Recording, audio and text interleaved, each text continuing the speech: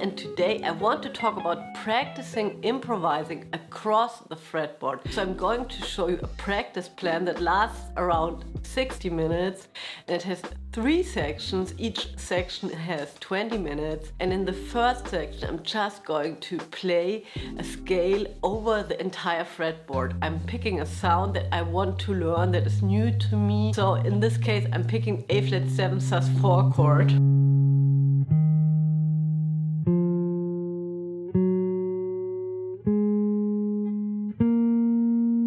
In the first 20 minutes I'm just going to play the scale up and down from the lowest possible note to the highest possible note. Just checking out the scale, the A flat Mixolydian scale that I'm going to play over an A flat sus chord. If there's a place I'm having trouble with, I'm just checking out the pattern in this place. So in my case that's up here. And while I'm playing, I'm really always trying to visualize the next pattern. I'm always thinking about the next note that's coming up. And sometimes if I'm really losing it, I'm also trying to see the chords that work within the patterns. I'm not always using the same fingerings or patterns. I'm just trying to play from the lowest to the highest note using different ways and just checking it out, right? If I realize I'm thinking too much, I'm not concentrating anymore, I'm starting to work with the metronome. I'm also increasing the tempo at times just so that I am still needing to focus and I'm not thinking about other stuff. So in part 2 of the practice plan, I'm combining the new sound with an old sound. I'm combining the A flat 7 sus4 with C major 7/9.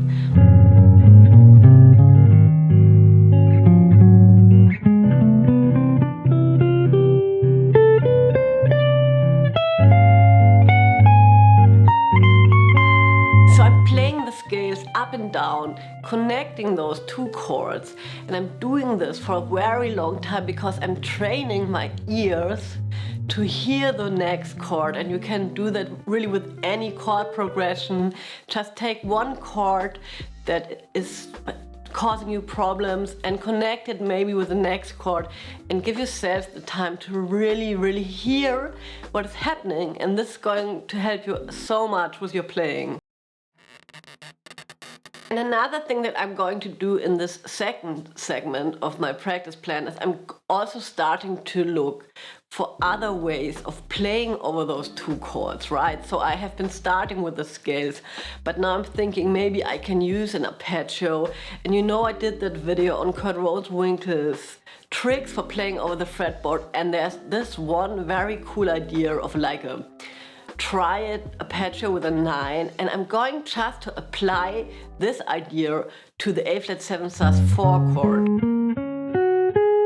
And I can play those notes beautiful over an A flat 7 sus4 chord because I have a flat 7, right? I have the 4, I have the root, and so on. And what I'm going to do to get new material into my playing, which is always a task, right, is I'm going to play this thing, I'm going to try to play this over the A flat, but when the C major comes up, I'm just going to improvise. And in this way, I'm trying to connect the new with the old.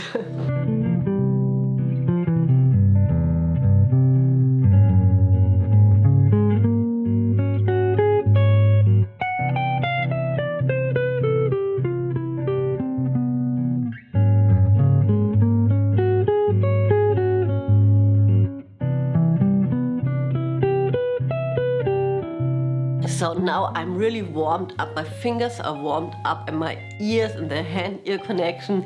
I'm going to work on my improvisation now, and I'm going to give me some very clear, restrictions, ideas so that I really make the most out of my practice routine. So first of all, I'm going to do something which is not very musical, but I'm going to force myself to sort of jump across the fretboard while I'm playing a line, just like break the line up and then jump to the next note, just to have really big jumps that lead over the fretboard. And also I'm going to change the chords up a little bit so that it's still interesting.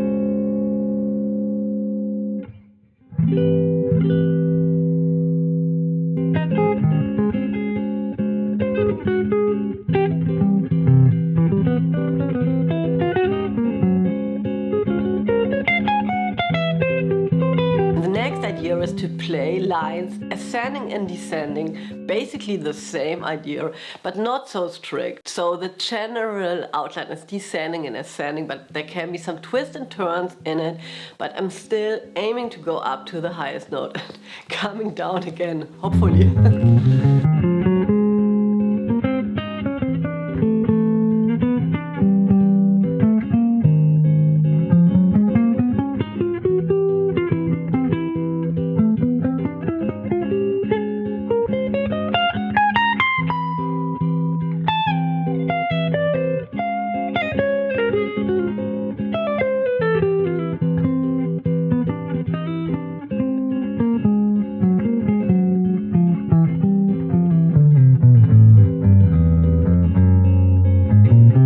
So that's it for today. Let me know if I could help you with this video, and I'm going to see you next week. All the best for you and bye!